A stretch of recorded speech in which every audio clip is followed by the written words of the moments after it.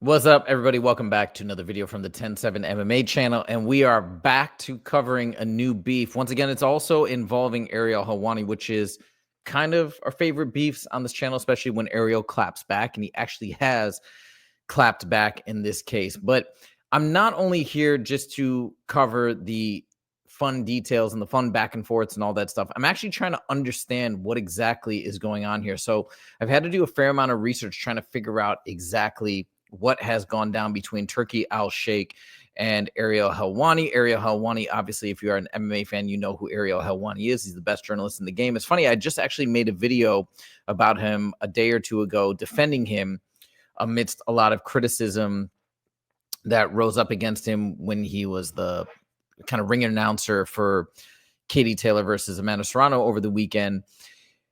And I do want to start by saying, as I've mentioned many times, I'm a fan of Ariel. I've been listening to him for forever. I think he does the best interviews in the game. I think even boxing fans are getting interested by his interviews. I saw his interview with Shakur Stevenson, and the comments were like, man, this is the best interview of Shakur Stevenson ever, etc. He's got a talent. He's got a knack for having really interesting interviews, asking interesting questions, listening well. So he's very talented at what he does. But man, it is just uncanny how many people seem to continuously have issues with Ariel. Now, he'll always claim that you'll see in this beef, it's kind of the same thing where he doesn't really address what he's being called out for. He's just like, he gives a narrative, and he does do the whole receipts thing where he kind of talks about the full timeline of what transpired from his perspective. But it just makes me wonder, like, why do people continuously have a problem with, I mean, I know the purported narrative. He denies a lot of times these general narratives that are spoken about him. And I guess the truth lies somewhere in between. I want to believe that Ariel's generally doing the right thing, hopefully, because I am a fan of him. I do like to listen to him, but I don't know. I'm just keeping an open mind. I'm trying to be objective here and understand exactly what's going on. But we'll go through the entire beef, and I think I've started to figure out and piece together exactly what's going on, although there will be some disputes here between, I think, what Turki Al-Sheikh has said has happened and what Ariel Helwani has said what happened. So you're going to have to be the arbiters of truth here and try and decide and come to your own opinion as to who's being honest and who's not. So we're going to go through the entire beef right now, and I hope you guys enjoy it. If you do like these types of videos, make sure to click that like button. If you anticipate that you will like this video, you can always retract that like at the end if you if you choose to do so. All right, let's get into the mix. So we've got Turki Al-Sheikh versus Ariel. This is the AI generated image. It's pretty good, right? I did it on ChatGPT. So first of all, let's do a quick overview. Who is Turki Al-Sheikh? If you're not familiar with him, he's also called Turki Al-Sheikh. I don't get why there's two different spellings, but I just want to point that out in case you're wondering, wait a minute, why does it say Turki Al-Sheikh on his X handle, whereas his name is traditionally spelled this way? So anyways, he is just 1 year younger than me, actually born in 1981. I was born in 1980. He's a Saudi Arabian sports promoter, also known as Turki Al-Sheikh. He serves as the advisor of the royal court under the rank of minister and is chairman of the General Entertainment Authority. As chairman, GE Al-Sheikh is credited with leading significant developments in Saudi Arabia, including contributions to sports and cultural arenas. He's also the chairman of these other things, whatever. He was the owner of okay, whatever. But the point is, Riyadh season is now putting on massive events, both in mixed martial arts as well as boxing. He's a huge fan of boxing. They've got essentially limitless funds to put on these shows. And most people have been really happy that he's gotten involved because he's making fights in boxing in particular happen that were traditionally difficult to happen. He's doing it with his deep pockets. There's even rumors that he was contacted to get the John Jones versus Tom Aspinall fight done. And he even, I don't know how, if these are 100% confirmed, but I think Dana White was asked at some point if Turki Al-Sheikh got involved, and he apparently said that he had gotten involved. So I think even he was trying to get that fight made when it seemed nearly hopeless. But I think he helped them get to the number that allowed John Jones to initially agree. He then later backed out, but he initially agreed. Credit goes to Turki Al-Sheikh. So overall, I think people have been really happy that he's been a part of combat sports because he's getting things done, and he's just doing it from a place of fandom, is what it seems to me to be, where he just loves the sport so much he wants to prop it up. I think their also end goal is trying to make Saudi Arabia a new fight capital of the world. So I'm sure there are positive positive outcomes for Saudi Arabia as a nation from Turkey's involvement. So that's who he is, if you were unfamiliar. Okay, now we're going to get to the beginning. So this tweet first happened where obviously Turki Al-Sheikh posted, "This is a sad day. Ariel Helwani unfollowed me." Now, I think he meant to say not sure how I'll be able to go with success in boxing without his support. I think he did this on ChatGPT because it came up with a similar image of Ariel when I asked ChatGPT to render him. So it must be from ChatGPT. He posted this AI picture. All right. Now we get to, I think this was the more recent tweet. So then he goes, "My response to Helwani." I don't even know if Helwani said anything, or maybe this is, this is his response to what Ariel said on the show. Okay, now I'm realizing I got the timeline backwards. All right. So I thought that Ariel made a video response after reading this, and I'm like, he never addressed any of the stuff that Turki said. Let's do it in the right order. So he talks about the unfollowing, and this is what Ariel says, okay, in his video. Now it makes more sense because I'm like, Ariel, you kind of like dodged all the things that he was insinuating, but now I understand why. Ariel probably just saw the unfollow tweet, and then he had this response. Then I'm going to show what Turki says in response to that. All right, so check out Ariel's response on his show. I think this was yesterday or today. All that. Did you guys see the tweet? Yeah. You saw the the AI is fire. Oh, look at that AI is sick. He's got his own branding kind of that AI, doesn't he? It's his own thing. I like it. I mean, it's good branding. It looks great. Is it a touch screen? Fair play. Yeah, I don't know. Is that a touchscreen? This is a sad day. Ariel Helwani unfollowed me. Not sure how I will be able to go with success in boxing without a support crying emoji. This is all that I'll say about this. Let's take a trip back to, I don't know, July of 2023, when they announced that Francis Ngannou is going to be going up against Tyson Fury in a boxing match in Riyadh, led by Turki Al-Sheikh. The vast majority of people in both MMA and boxing crapped all over this. Did not believe in it, did not support it, did not want to support it, did not want to cover it fairly, did not want to cover it with the respect that it deserved. I believe that I was one of the very few that said, this is great, this is amazing, this is once in a lifetime. Let's just see how it goes. Give Francis his due. He could pull this off, yada, yada, yada. Gave it respect, talked about it, covered it, all those things and more. A lot of people at that point didn't even know who Turki was as far as this sport was concerned, boxing, MMA, combat sports in particular. And I think that we gave him a very, very, very fair shake off the bat and covered the whole event wonderfully. In fact, people who were working for the event, perhaps working for him as well, invited me to come over there, invited me to be there in attendance, not really even work it, do some social media stuff, pay me. That's not something I would partake in. You know my feelings on being paid by promoters or people putting on the events. Will never do it, and have learned my lessons. It's just not where I want to be. And so I respectfully declined. It was my daughter's birthday. I didn't want to miss that, October 28th. You know the story by now. But we continued. We continued to cover with, I think, respect and with grace and with professionalism. Obviously, Francis's next fight. Then there was the big heavyweight showdown a couple of months later. Then Francis versus AJ. I was there, had a great trip. Again, they offered to take care of this, to take care of that.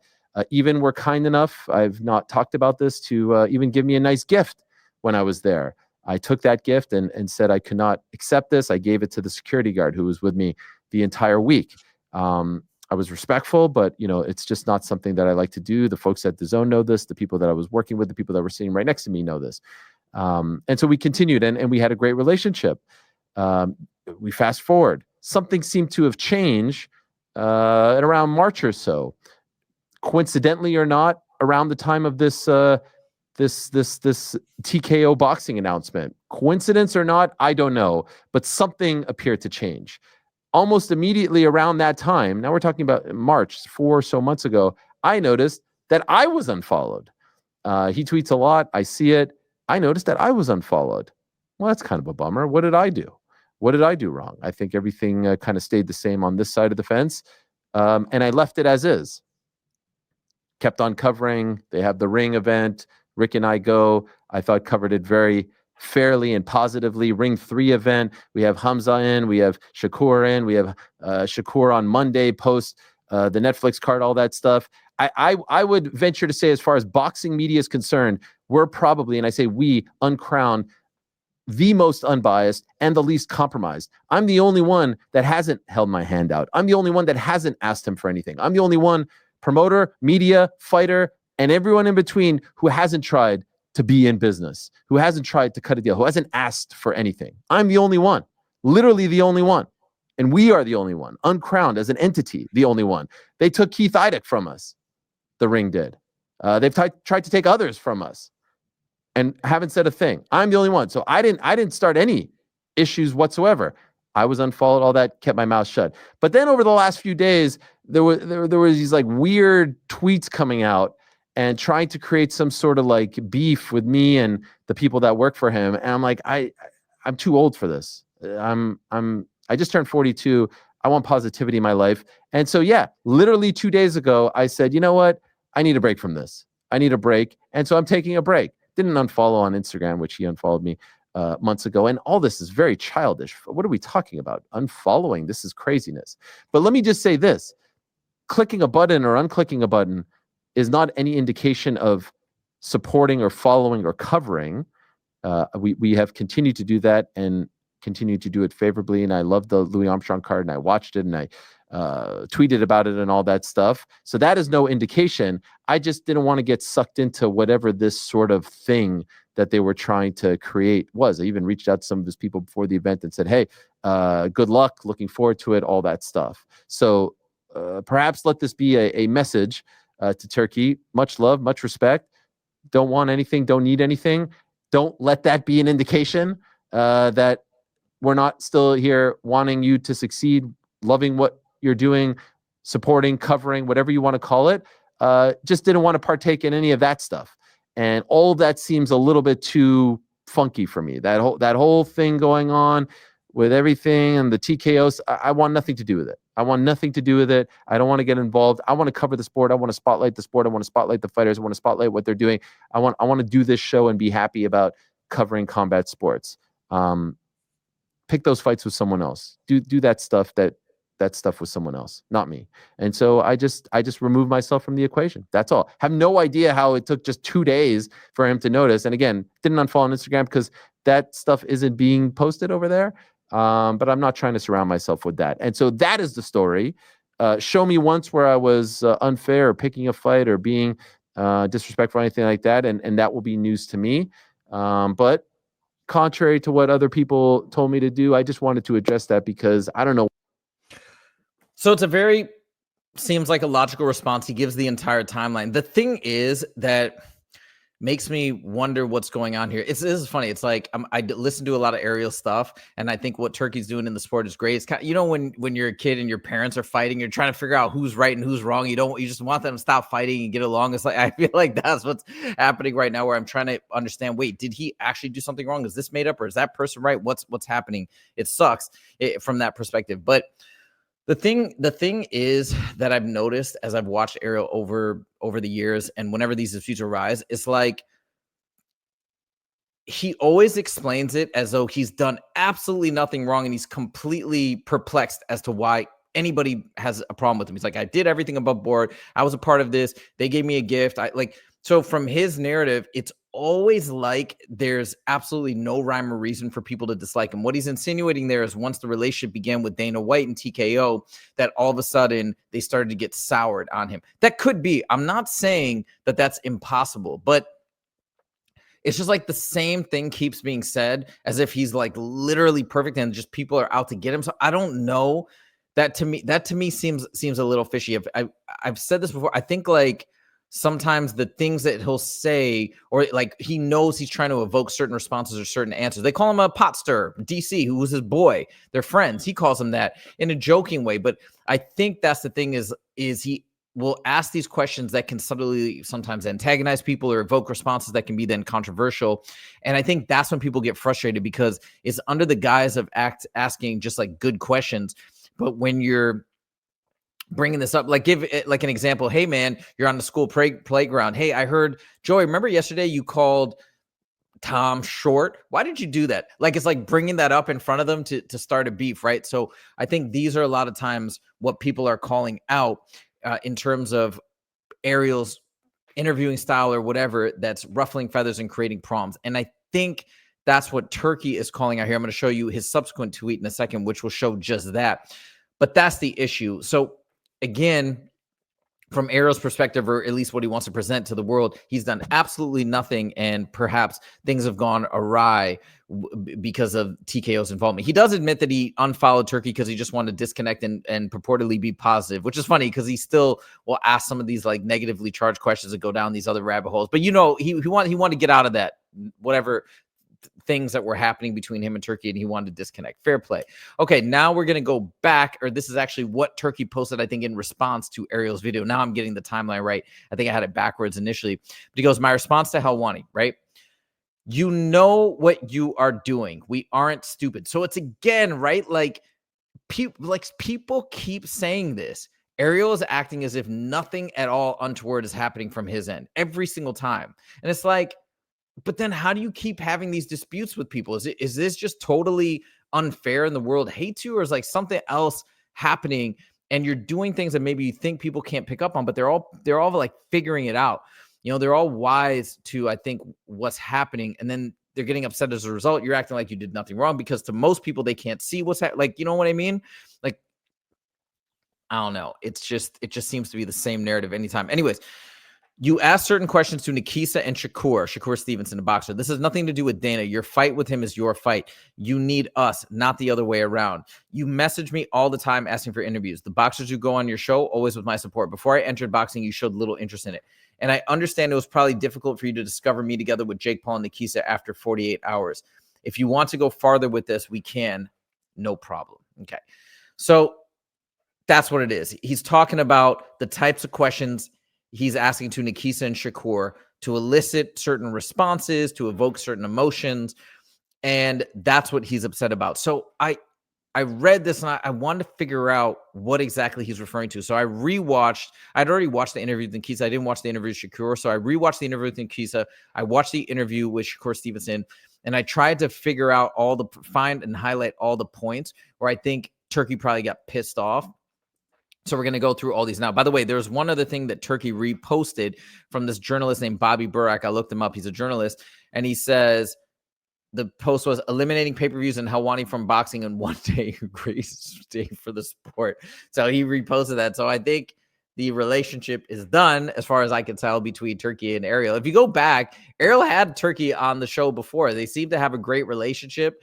And I don't know, as I feel like it goes with many people in Ariel in the combat sports world.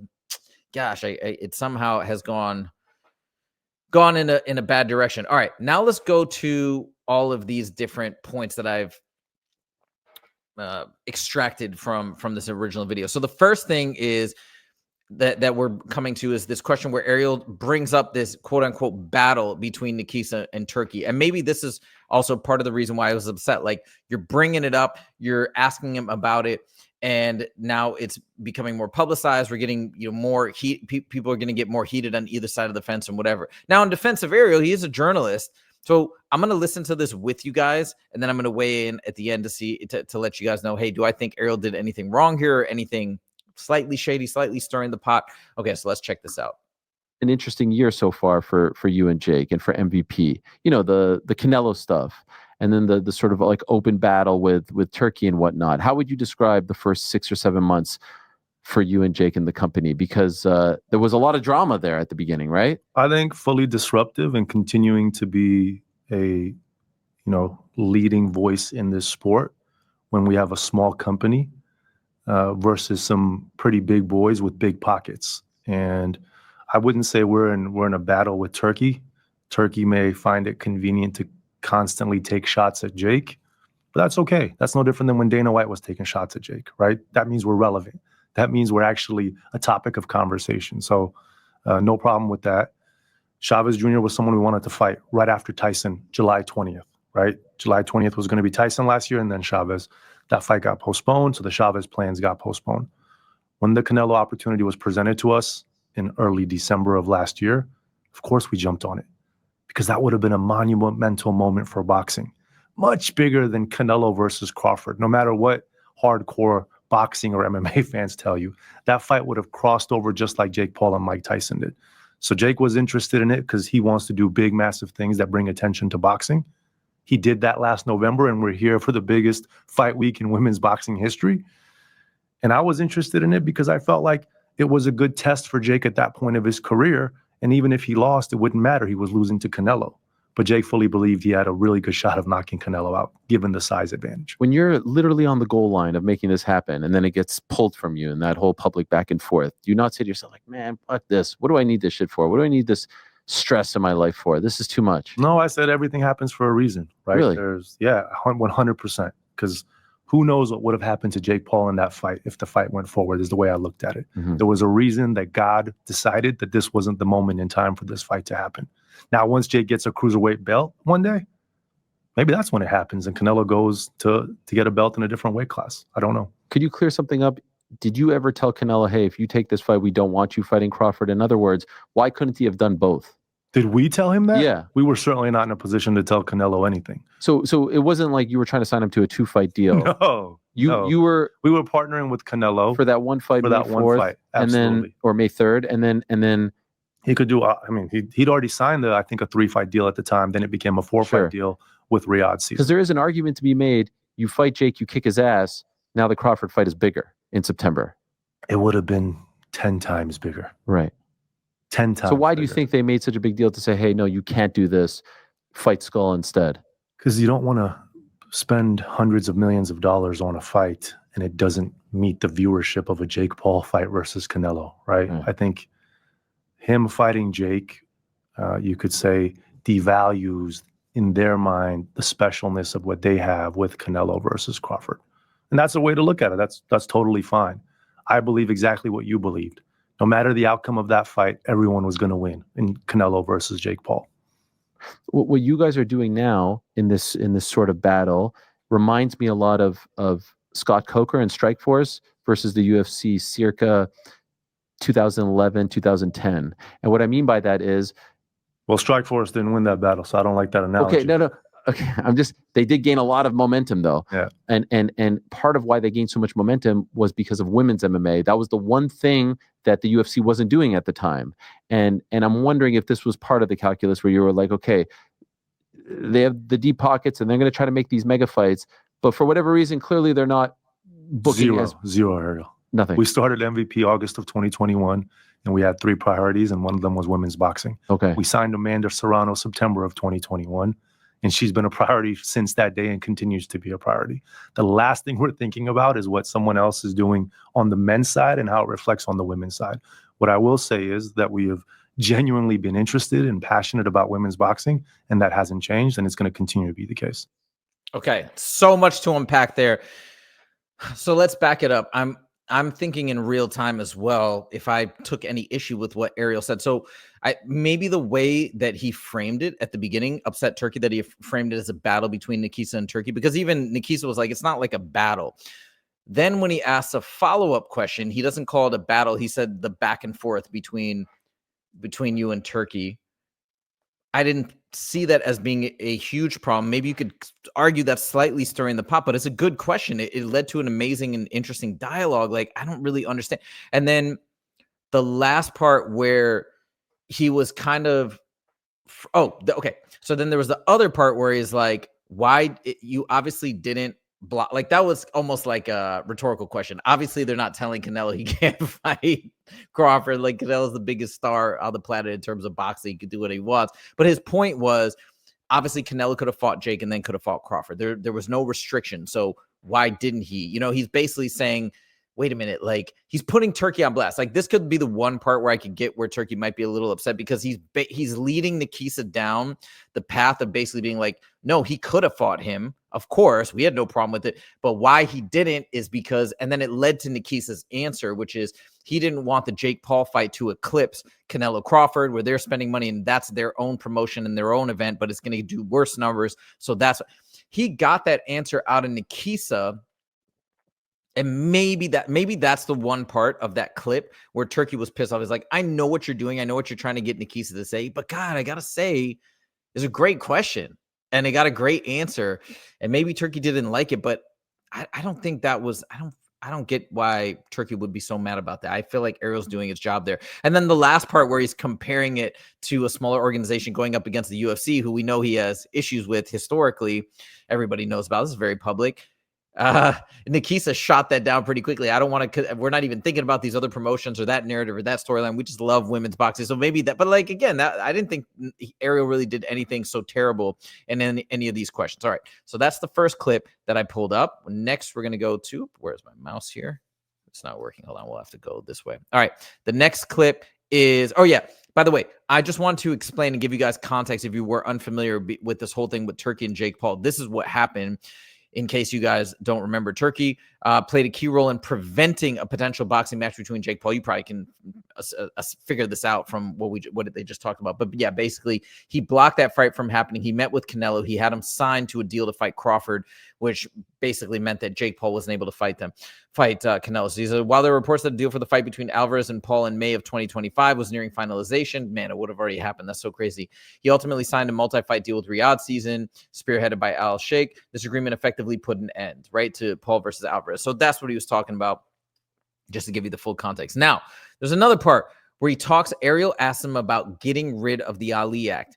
The reason why, actually, let me go ahead. We're going to come back to this clip. Let me explain what the Ali Act is first. The Ali Act is a federal law enacted in 2000 to protect boxers from unfair practices within professional boxing industry. It amends the Boxing Safety Act and addresses issues like exploitative contracts, conflicts of interest, and the lack of transparency. So it's meant to protect the fighters from promoters or promotions from being exploited. So it's meant to help boxers, right? But the counter side is I assume it makes things more difficult for promoters or promotions to have certain like leverage in terms of negotiation. And again, I don't know the intricacies and the details, but you can presume that that's probably the case, right? If it's putting restrictions on what promoters or promotions can do, what they can put in contracts, right? It's going to have that general effect.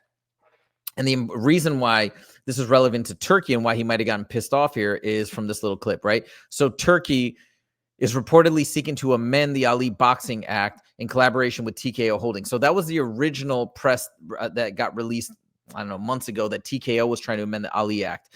But anyway, so Turkey was trying to do it in collaboration with TKO, and its plans to launch a new boxing promotion is engaging with Congress to explore potential changes to the Ali Act, and again, aims to protect boxers. So when he brings this up, talking about the Ali Act, I think this is a subtle shot at Turkey and TKO in general, under the guise, or maybe not even under the guise, maybe he is doing it for the sake of protecting boxers and fighters and whatnot. But you could say this potentially, when he brings it up, was a subtle shot at Turkey under the guise of trying to protect the fighters. So check out the full clip. It's an MVP title as opposed to the WBC title on the line. I think if we have the collection of talent that we believe that we're going to have, it doesn't matter, right? Ultimately, the title is a marketing tool. This first clip is where he's talking about Jake Paul maybe creating their own belt, the MVP belt, as opposed to the WBC or what. I'm not familiar with all the belts and all the titles and stuff in boxing, is like so confusing to me. But anyways, so I thought I'd also show this part just in case this has something to do with pissing off Turkey. I don't think it should. But anyways, in case he was trying to stir something up between MVP and the WBC or whatnot, I figured I should play this. But then you're going to see he eventually asked specifically about the Ali Act. The title is not the success of the fighter. Conor McGregor comes back today. He will do the biggest numbers in the UFC. He has no title, right? Jake Paul, top 3 fighter globally, no matter how you want to slice it. He has no title.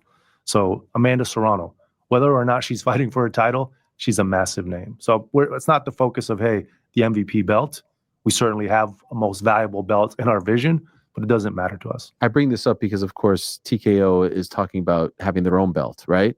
And so I'm wondering if from the world you came from the UFC world, do you believe, is that a thing that you say that could actually be good for boxing because there'll be less politics, there'll be less division, or do you like the old way?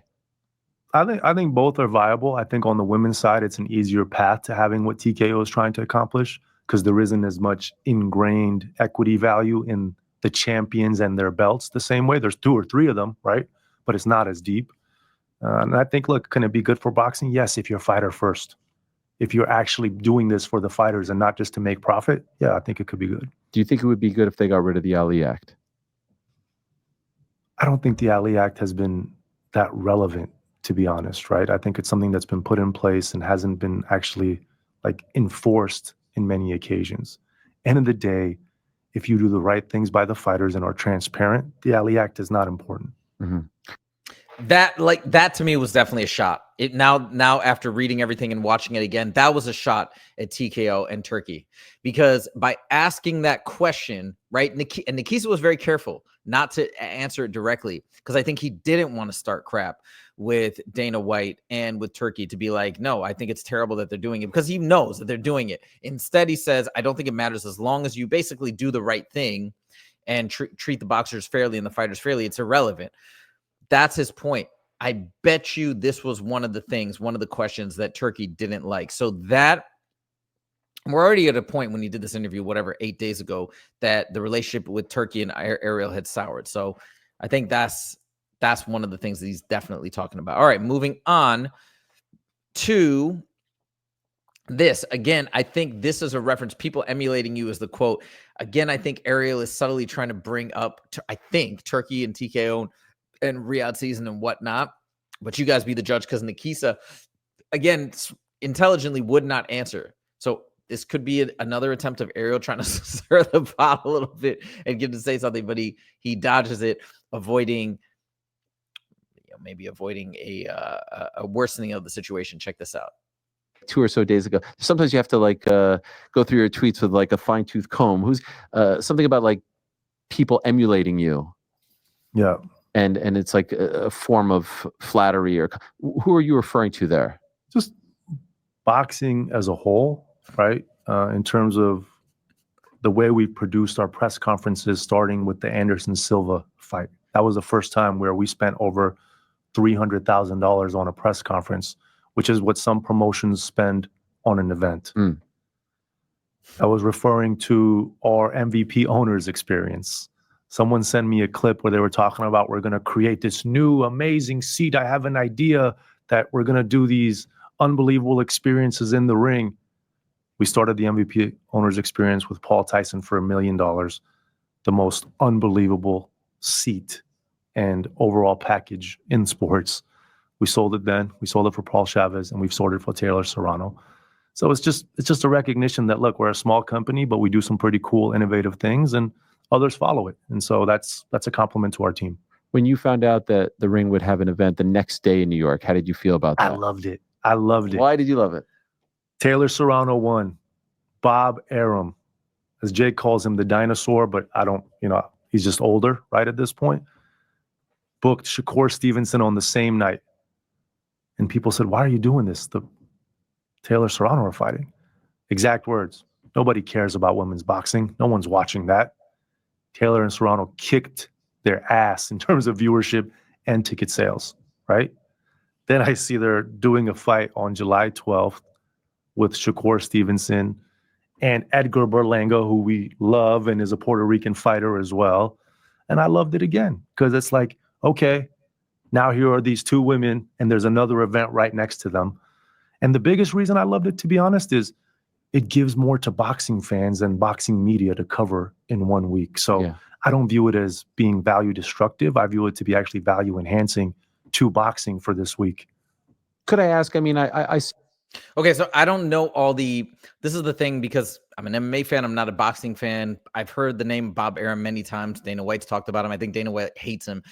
Anyways, I don't know if they're referring to Riyadh season when he asked if people are emulating you or whatnot, or that when he's referencing that tweet, or is he talking about TKO boxing? Is he talking about these other organizations, Bob Arum? I don't know exactly who he's referring to. So that may have nothing to do with Turkey. I'm just giving you that caveat. I'm not positive, because boxing is very confusing to me, but there's another possibility. All right, moving on. Do you want to do better than Canelo versus Crawford? So again, this to me, when he asked this question, you're going to see in the clip in a second, maybe this was again a pot-stirring question, right? Pitting him against Riyadh season, pitting him against TKO, Dana White, and all this. So check this out. Stuff is part of the motivation. Do you want to do better than Canelo Crawford? No, Do you think that's attainable? I don't, because if you look at the fan bases of the two fighters, of the headliners, right? Amanda is Puerto Rican, American, but Puerto Rican, right? Born in Puerto Rico, New Yorker. Fairly small population relative to Mexico. And if you look at Ireland, massive like fan base for Katie, but again, a fairly small, true Irish population. I think Canelo in Mexico is going to be massive. Do I think Canelo Crawford is going to come close to Paul Tyson? No, but that's not because it's not a great fight for boxing. It's just Paul Tyson was a 6-generational cross-cultural mainstream massive moment in time. So we're not looking at Canelo Crawford as a comp. We're looking at our event as being successful. When I look back at that question, I'm listening to what he to Nakisa's response and whatnot. I actually don't think it was such a pot stirring whatever question where he's trying to basically pit the two against each other. I actually think it's a fair question to ask. I thought it was an interesting response. It was kind of like a bit of a political response. And then he also slides in the success of Jake Paul versus Mike Tyson, basically saying they already won the battle because nobody's going to top those numbers or whatever. I don't know. I pulled it up. I pointed it out because I thought maybe this was part of the reason. I think that was actually a quite a fair question for a journalist to ask. All right, now we get to this. Who is trying to keep Jake out of boxing? So Ariel asked this question to Nakisa. I think this is him referencing Turkey. But again, Nakisa is careful with his response. But check this out. Is he going to remain ranked? Because people were upset about this. What's happening? And now who's upset? I don't know. People, Joe X495. You have no idea how many people tell us how people are trying to keep Jake out of boxing. How people are calling different people and say, if you work with MVP, you can't work with us. And to me, Who's saying this? Whoever it may be. We know who it is. This is a very small world, and we're going to continue to be gentlemen and keep confidential in terms of what we hear in the marketplace. But it's laughable, right? That you're that bothered by this young man and his success and his impact on the sport, that you're going to that, to. I mean, I don't think maybe that could be one of the things. I don't think Ariel did anything wrong there. He asked the follow-up question, right? Nakisa starts talking to, actually, Nakisa kind of brought it up. You would be shocked how many people say if you work with MVP, you can't work with us, whatever. And he said, who? I don't think that's a terrible question. So maybe I shouldn't even pull that clip. Thought it was an interesting clip, but yeah. So far, I don't see too many things that Ariel has done wrong so far. We're going to go to the final clip where Ariel with Shakur Stevenson. This one did see. Okay, I'm gonna listen to it to get in real time or think about it as we're playing the clip as well, or just reevaluate if I missed the mark here. But I thought this was definitely stirring the pot a little bit and trying to get Shakur Stevenson to say something negative about Turkey. But check this out. That's the thing I don't understand. Are they messing with you? Is this all part of a grand plan? What's going on with the ring size, with the Tom and Jerry? What is going on here? Are you a part of this? Oh, I'm not a part of it. You're not a part of it? No. But I mean, honestly, I look at it this way. I feel like for somebody that big to be trolling me and he never done this to a fighter before, yes. It let me know how great I am. I'm on his mind, and that means Turkey cares a lot about me. So I look at it. Every fifth tweet is some sort of I feel like a subtle dig at you, or maybe not so subtle. Yeah, I don't look at it that way. Okay, for him to sit there and do that to me makes me just feel as though that I'm that high up. So I appreciate him for showing me that much love and attention. I saw a picture. You were with him yesterday. Yeah. Was that yesterday? That picture? Yes. There it is. There you guys are. What was the meeting like? It was cool. It's always good vibes when I'm around him, man. Once again, I appreciate him for giving me this opportunity because I've been trying to make this a pay to fight for 2 to 3 years now. So the opportunity that he gave me, it gives me a platform to show how great I am. At any point you say yo, what's up with the tweets, man, with the pictures? And I ain't even talked to him. I don't care that much about it. The world kind of cares more about it than how I care about it, but I don't care about it. Okay, so it was just good vibes. Was it a long meeting? No, it was probably 25 minutes. Okay. Just talking and I can't even tell everything. I appreciate it. No. That guy's cool, by the way. I didn't know who Shakur Stevenson is. So I don't watch boxing, but if you actually listen to the interview, he's like an interesting guy, cool guy. and a smart guy because he's not getting into the weeds of some of those conversations. So Ariel there he's definitely stirring a little bit, kind of keeps bringing up the tweets, showing the tweets, trying to get Shakur to say something. I felt like he was trying to get him to say something about Turkey, but Shakur very artfully, gracefully dodges those questions and just says, yo, everything's cool with me and Turkey. Now, one thing I will say that Ariel does later in this interview, which I forgot to pull the clip up. I don't want to do it right now on the fly and whatever, but basically he goes, yeah, so what do you think about TKO getting involved? So this is more of a dig at the UFC, not at Turkey. But he goes, what do you think about TKO getting involved? He's like, I actually like Dana White. He's like, okay, cool. So what do you think if they got involved? Like, would you be down to fight for 50 and 50? And he's like, what's that? He's like, 50K to show, 50K to win. And of course, Shakur at the height where he's at in boxing is making way more money than that. That's just not a fair thing to say to him. To like that's so unfair. That's what a lot of fighters in the UFC, maybe 25 and 25 or 12 and 12 at the very beginning, and then they slowly move up. But like a superstar in the UFC that was an unfair dig. But it wasn't directed at Turkey. It was directed at Dana. And I also want to bring that up because Ariel said earlier in the show, I just want to get away from all this stuff. I'm in my 40s now. I want to be positive. It's like, dog, you still can't stay away from these little negative jabs. Like, it's all good, though. It's all good. It doesn't look, everybody has their little things that they do that nobody's perfect. Okay. I'm still a fan of Ariel. I still think he does the best interviews in the game, whatever sport it may be. So we have to give him credit there. But, you got to take a little accountability for the things that you do and the way that you conduct business. And you are more on the side of you're not afraid to ask those provocative questions. You're not afraid to elicit negative responses. You're not afraid to stir the pot a little bit. But that's also part of the reason why people tune into his interviews. Anyways, there it is. There's the full breakdown of this crazy beef between Ariel Helwani and Turki Al-Sheikh. Man, I got to tell you, I would not want to be in a beef with Turki. I feel like that dude is very powerful in the fight game. And I don't know, like, you could say what you will about getting into a beef with Dana White. I mean, that's obviously terrible, but to me, Turkey seems much more terrifying to get into some sort of a beef with than Dana White because he's connected to Riyadh season and all this stuff. So I don't know what's going on. I will hope that Ariel can make amends if he wants to still be heavily involved in boxing, but at least he's got a great relationship with Nakisa.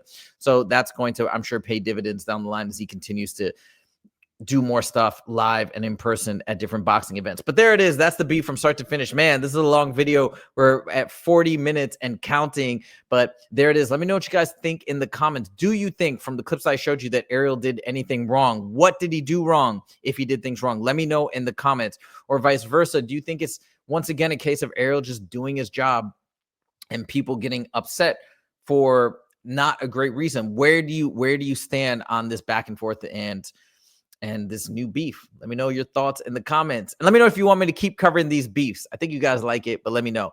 Thank you guys so much for joining. We'll see you in the next video. Take it easy.